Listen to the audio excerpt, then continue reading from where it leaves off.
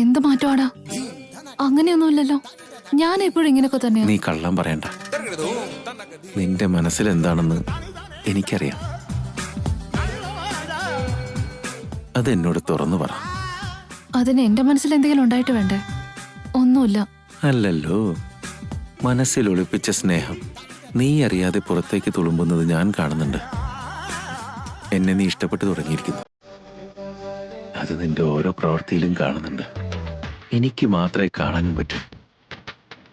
അതൊന്ന് പറഞ്ഞൂടെ മോളെ?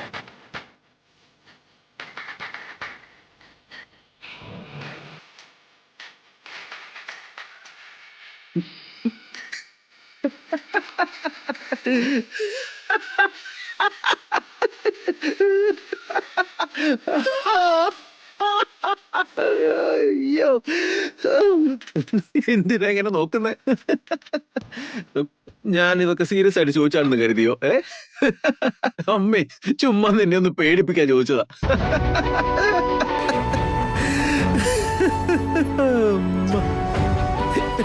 അല്ലെങ്കിൽ തന്നെ നിന്നെ പോലൊരു വഴക്കാളി ആർക്കെങ്കിലും സ്നേഹിക്കാൻ പറ്റുമോ? നീ ഒരു അപൂർവ ജീവിയാണേ.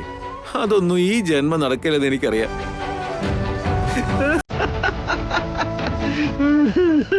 നെവർ. അത് ഞാൻ ഒരിക്കലും എക്സ്പെക്ട് ചെയ്യുന്നില്ല.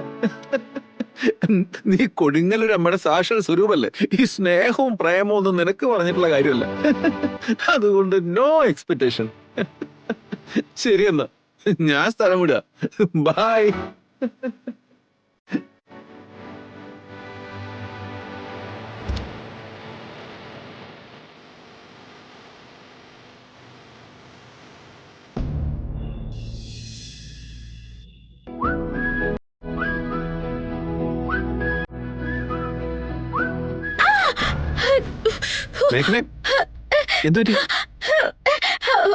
ഒന്നുമില്ലേട്ടാ. അല്ല, എന്തോ പറ്റിയിട്ടുണ്ട്. നിനക്ക് നന്നായിട്ട് വേദനിച്ചിട്ടുണ്ട്. നിന്റെ കരച്ചിൽ ഞാൻ കേട്ടതാ. നീ വന്നുകൂടി ഇരിക്കെ.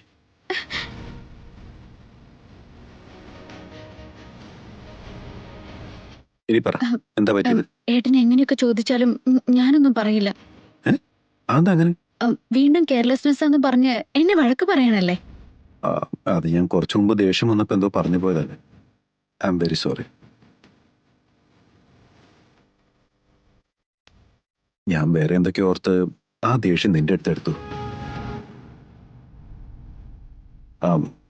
അതിരിക്കട്ടെ, നിനക്കെന്താ പറ്റി? അബദ്ധത്തില് കബോർഡിൽ എന്റെ കൈ കുടുങ്ങിപ്പോയി.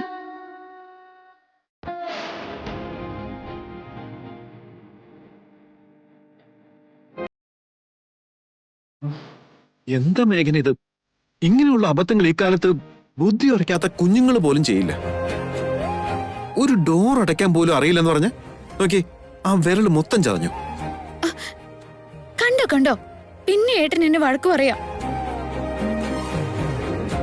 ഏട്ടൻ ബഹളം വെക്കുന്ന ഏട്ടൻ ഞാൻ മനഃപൂർവ്വം ചെയ്താണെന്ന് തോന്നുമല്ലോ. ഈയിടെയായിട്ട് എപ്പോഴും എന്നോട് ദേഷ്യ. എന്നെ കാണുന്നത് പോലെ ഇഷ്ടമല്ലാണ്ടായിരിക്കണു. ഇതിനൊക്കെ മറ്റെന്തോ കാരണമുണ്ടെന്ന് എനിക്കറിയാം. ഏട്ടൻ ആകെ മാറിപ്പോയി. പഴയ മിഥുനേട്ടനെ അല്ല. സിനിമയിലെ പോലെ ഒരാൾക്ക് പകരം മറ്റൊരാൾ വന്നതുപോലെ തന്നെയുണ്ട്. എന്നിട്ടിപ്പോ കഥ നേരെ തിരിച്ചാണല്ലോ. നീയാണിപ്പോ എന്റെ നേരെ ബഹളം വെച്ചോണ്ടിരിക്കുന്നത്. ശ്രദ്ധിച്ചായിരുന്നോ? അയ്യോ, ഞാൻ എന്തൊക്കെയല്ലേ വിളിച്ചു പറഞ്ഞേ? സോറി.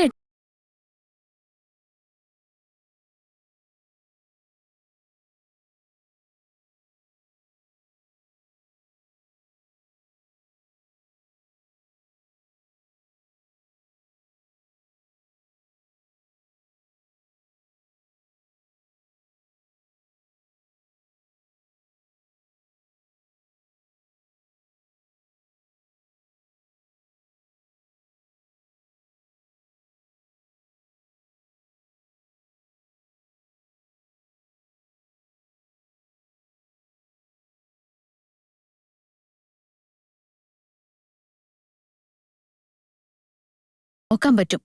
പക്ഷേ മനസ്സിലുണ്ടായിരിക്കുന്ന മുറിവിന് വേദനയുണ്ടാക്കാതെ എങ്ങനെ നോക്കൂ ഏട്ടൻ?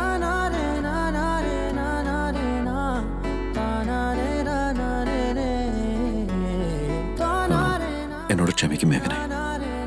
പെട്ടെന്നുള്ള ദേഷ്യത്തിൽ എന്തോ പറഞ്ഞുപോയി. ഒന്നോടൊന്ന് ആലോചിച്ചിട്ട് വേണമായിരുന്നു പറയാൻ. നീ ഈ കാര്യം അങ്ങ് മായ്ച്ചു കളഞ്ഞേക്ക്.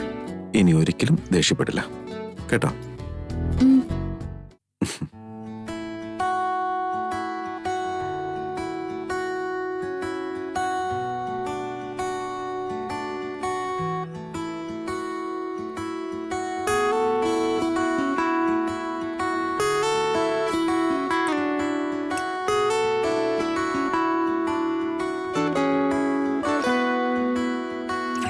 ഉയിരേ കവറും ഉയിരെ പോലെ എന്താണ് നീ എന്താണ് ആ കാതൽ മഴയാ തനുവിൽ ചേരും ആരാണ് നീ ആരാണ് ഉയരേ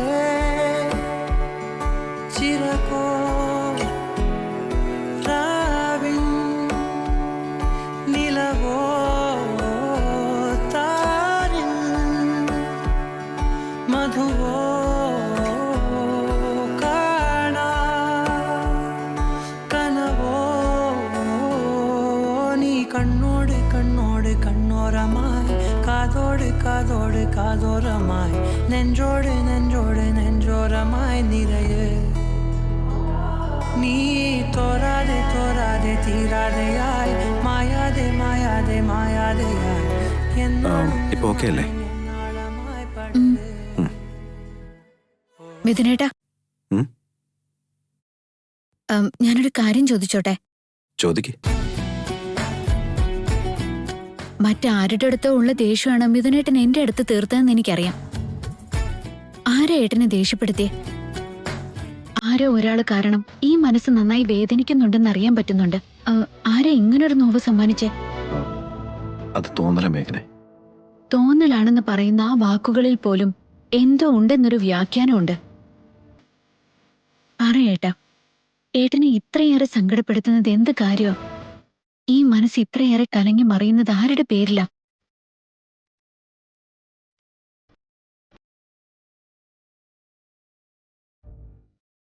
മഞ്ജരി.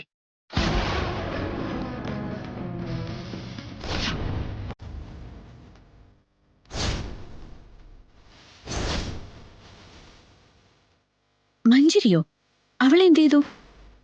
ഫംഗ്ഷനൊക്കെ ഒരു രസത്തിനല്ലേ, സന്തോഷിക്കാൻ വേണ്ടി ഒന്നിച്ചു കൂടിയപ്പം എല്ലാരോടും നല്ല രീതിയിൽ നിൽക്കാതെ അവള് എല്ലാരോടും പ്രശ്നം ഉണ്ടാക്കി ചാടിപ്പോയില്ലേ. അതെനിക്കിഷ്ടപ്പെട്ടില്ല, അതുകൊണ്ടാ. ഓ, അത് ശരി. ഓക്കെ. അതിരിക്കട്ടെ, കുറച്ചു മുമ്പ് എന്നോട് വലിയ ദേഷ്യമായിരുന്നല്ലോ, അതൊക്കെ നീ എവിടെ കൊണ്ടാ ഒളിപ്പിച്ചു വെച്ചേ? ഏട്ടനോട് ദേഷ്യപ്പെടാൻ ഞാൻ ഒരിക്കലും താല്പര്യപ്പെടുന്നില്ല. എന്റെ അവസാന ശ്വാസം വരെ എനിക്ക് ഏട്ടനോട് സ്നേഹവും ആദരവും മാത്രമേ തോന്നാൻ പാടുള്ളൂ.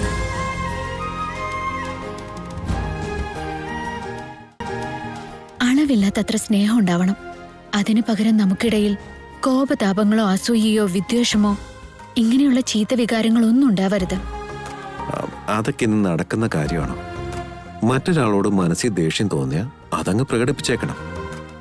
മനസ്സിനുള്ളിൽ ഒളിപ്പിച്ച അത് അഗ്നിപർവ്വതം പോലെയാവും. ഒരു നാൾ പൊട്ടി പുറത്തു വരും. ആ പൊട്ടിത്തെറിയിൽ ഈ ബഹുമാനവും ആദരവും സ്നേഹവും ഒക്കെ ഇതെല്ലാം തന്നെ ചിന്നിച്ചെതറിപ്പോകും. അതുകൊണ്ട് എന്നോട് ദേഷ്യം തോന്നിയാൽ അത് അപ്പം അങ്ങ് പ്രകടിപ്പിച്ചേക്കണം. പക്ഷെ ഏട്ടൻ എന്റെ ഭർത്താവാ. ഏട്ടനോട് ദേഷ്യം കാണിക്കാൻ എനിക്ക് ആവില്ലല്ലോ. ഭർത്താവാണെങ്കിൽ എന്താ, ബ്രഹ്മാവ് സ്പെഷ്യലായിട്ട് ഭൂമിയിലേക്ക് സൃഷ്ടിച്ചു വിട്ടതാ ദേഷ്യപ്പെടാതിരിക്കാൻ? ഭർത്താവും ഭാര്യയ്ക്ക് തുല്യം തന്നെയാ, അത്രേ ഉള്ളൂ. ഭർത്താവ് എന്ന ബഹുമാനം നീ എനിക്ക് തരുമ്പോ ഭാര്യയോടുള്ള ആദരവ് ഞാൻ നിനക്കും തന്നിരിക്കും. അറ്റ് ദ സെയിം ടൈം തെറ്റ് ചെയ്യുമ്പോൾ തെറ്റാണെന്ന് തന്നെ തുറന്നു പറയണം. ദേഷ്യം വരുമ്പോ ദേഷ്യപ്പെടണം. അണ്ടർസ്റ്റാൻഡ്? ഇപ്പോഴാണ് നീ എന്റെ മേഖനയായത്.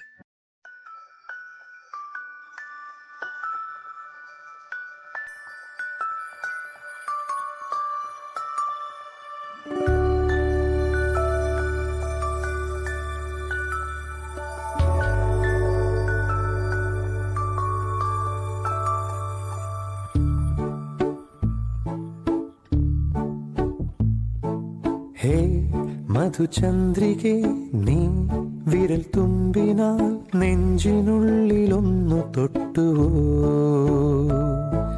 വാർ മണിത്തെന്നലെ Oh my God. What is this? എന്റെ മേഘനെ എന്തിനാ ഞാൻ പറഞ്ഞേ? ഞാൻ അറിയാതെ പറഞ്ഞു പോയതാണോ അതോ ഇനി എന്റെ ഉള്ളിന്റെ ഉള്ളിൽ നിന്ന് എങ്ങനെ എങ്ങാനും? No, this is not right. മേഘൻ എന്റെ ജീവിതത്തിൽ നിൽക്കേണ്ടവളല്ല. അപ്പൊ അങ്ങനെ പറയരുതായിരുന്നു. No.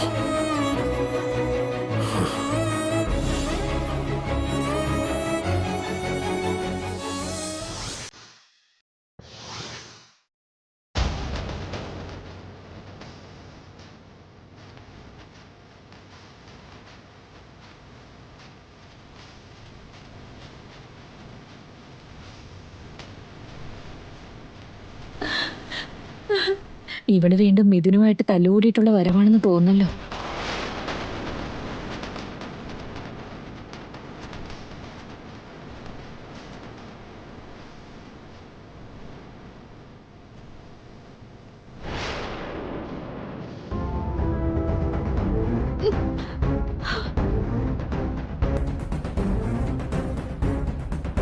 മഞ്ജരി, എന്താ പറ്റി?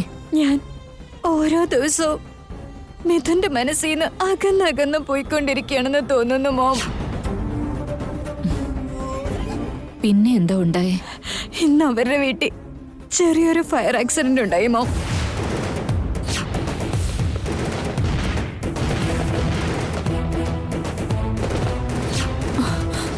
എന്നിട്ട് മോക്ക് വല്ലതും പറ്റിയോ?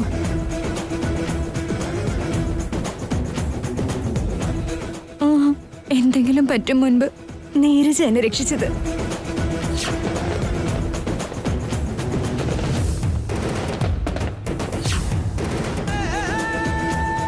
പക്ഷെ മോമിനെ മിഥുൻ എന്താ ചെയ്തതെന്നറിയണ്ടേ? ആ മേഘനയ്ക്ക് വല്ലതും പറ്റുമെന്ന് അവൻ അവിടെ കിടന്ന പെടയായിരുന്നു. മേഘനയ്ക്ക് ഒന്നും പറ്റാതെ അവൻ ഓടിച്ചെന്ന് രക്ഷിച്ചു.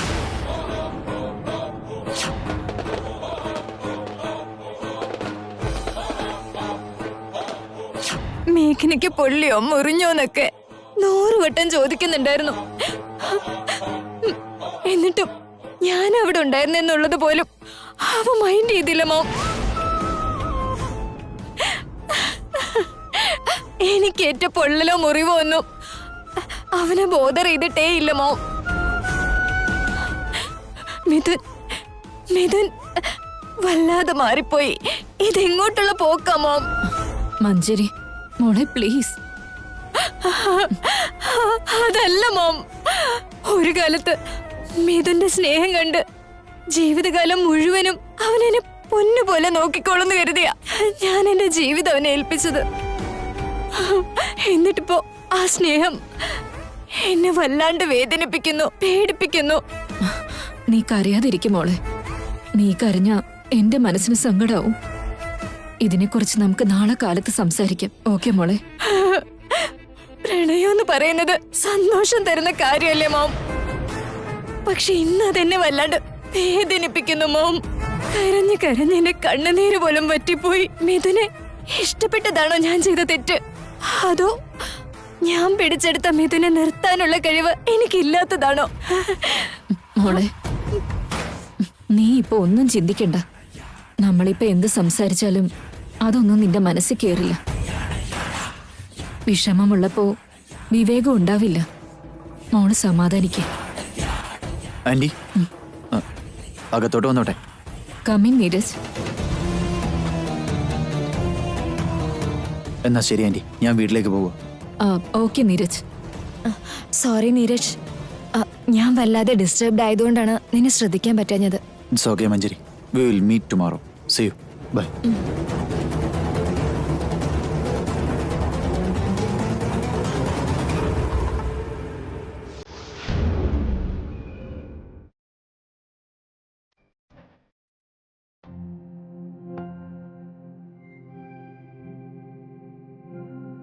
മിഥുനേട്ടാ, കാപ്പി എടുത്തോ.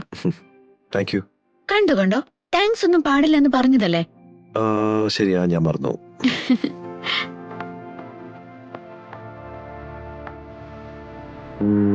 എങ്ങനെയുണ്ട് ഏട്ടാ? എന്നത്തെയും പോലെ അതിഗംഭീരം.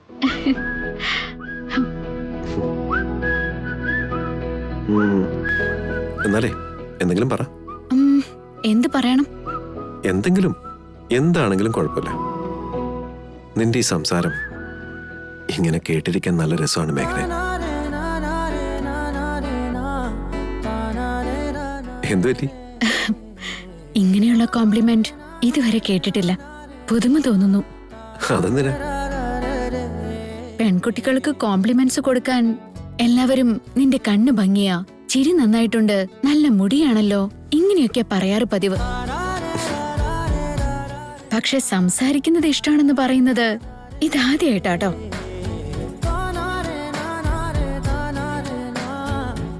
ഇതിൽ വേറൊരു കാര്യം കൂടിയുണ്ട്. പെൺകുട്ടികൾ കുറച്ചൊന്ന് സംസാരിച്ച തന്നെ വായാടിയാണെന്നേ എല്ലാവരും പറയൂ. ഇവിടെ ഏട്ടൻ ഞാൻ സംസാരിക്കുന്നത് കേൾക്കാൻ കൊതിക്കുന്നോ? സത്യമായിട്ട് നീ സംസാരിക്കുമ്പോ എനിക്കതൊരു താരാട്ട് പാട്ട് പോലെ തോന്നാറ്.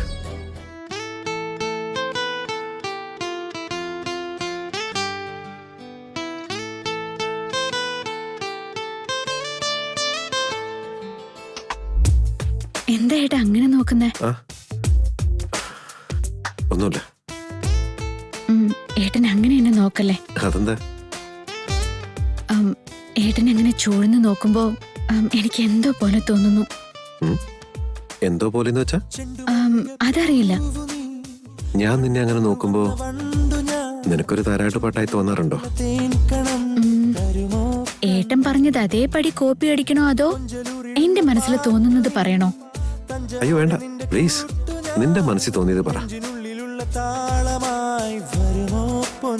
ഏട്ടൻ എന്നെ ഇങ്ങനെ നോക്കുമ്പോ ആ നോട്ടം എന്റെ ജീവന്റെ കണികയായി മാറുന്നത് പോലെ. തൊട്ടടുത്തിരുന്നു നിൻമുഖം കാണുവാൻ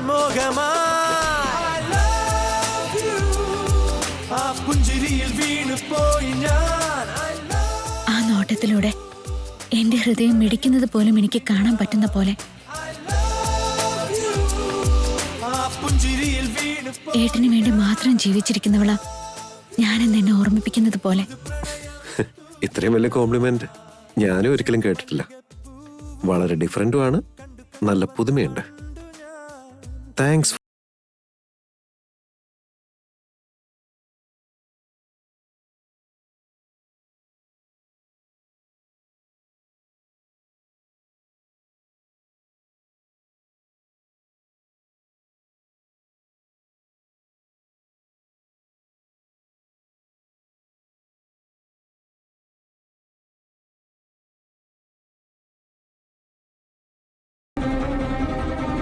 എന്നാ ശരി ആൻറ്റി, സീ യു. ഓക്കെ.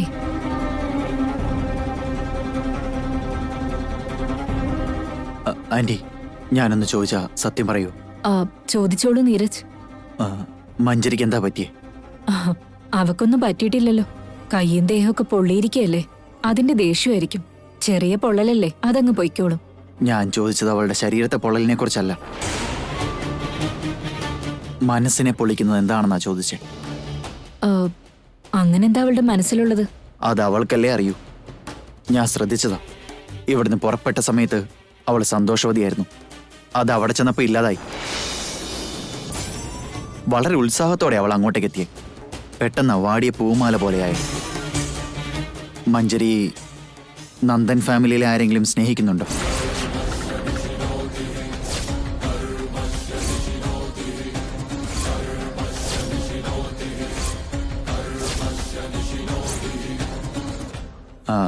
ഇനി അത് മിഥുനെ ആയിരിക്കൂ? അതിന് വഴിയില്ല, അവന്റെ കല്യാണം കഴിഞ്ഞതല്ലേ. അപ്പോ ഇവളെങ്ങനെ അവന്റെ കൂടെ? പിന്നെ വിവേകായിരിക്കൂ? നീരജ്, നീ എന്തിനെങ്ങനെ കടന്ന് ചിന്തിക്കുന്നേ? നീ ചിന്തിക്കുന്ന പോലെ ഒന്നുമില്ല നീരജ്. അവിടെ ഫയർ ആക്സിഡന്റ് ഉണ്ടായിന്നല്ലേ പറഞ്ഞ്. അവള് ചെറുതായിട്ടൊന്ന് പാനിക് ആയിട്ടുണ്ട്. She'll be all right. എന്നാ ശരി aunty, take care of her. Okay Neeraj, by.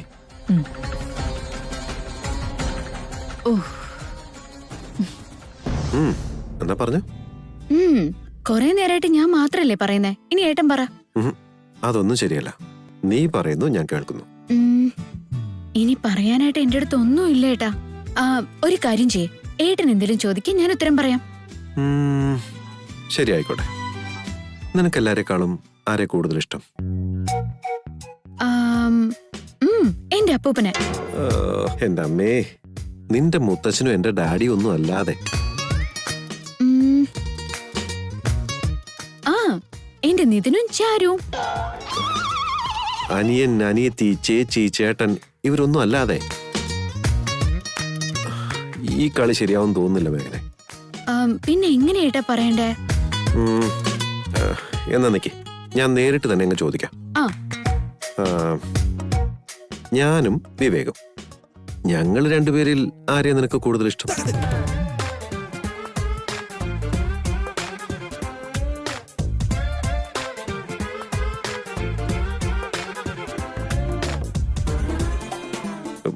പറ മേഘനെ. നിങ്ങള് രണ്ടുപേരിൽ ആരെയാന്ന് ചോദിച്ചാ എനിക്ക് വിവേകിനെയാണ് ഇഷ്ടം.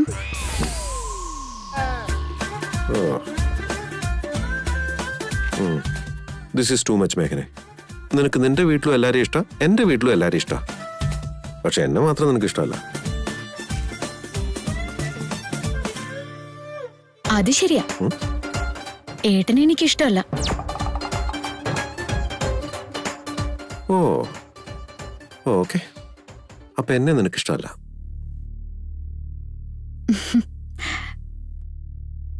ഏട്ടൻ എന്റെ തന്നെ മറുപാതിയല്ലേ?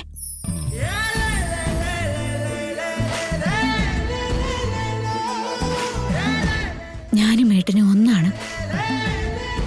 ഞാൻ ഇന്ന് ശ്വസിക്കുന്നതും ജീവിച്ചിരിക്കുന്നതും എല്ലാം ഏട്ടന് വേണ്ടി മാത്രം.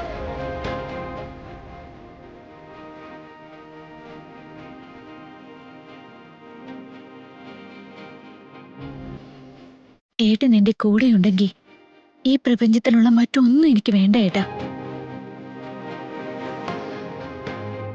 ഏട്ടൻ ഇല്ലാണ്ടായ പിന്നെ എന്നിൽ ഒരു ചലനം പോലും അവശേഷിക്കില്ല.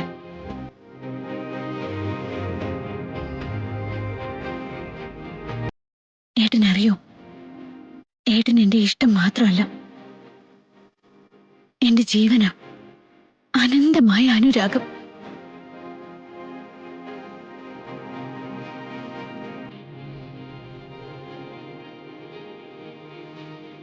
മിഥുനേട്ടനെ ഞാൻ ഒത്തിരി സ്നേഹിക്കുന്നുണ്ട്. I love you മിഥുനേട്ടാ.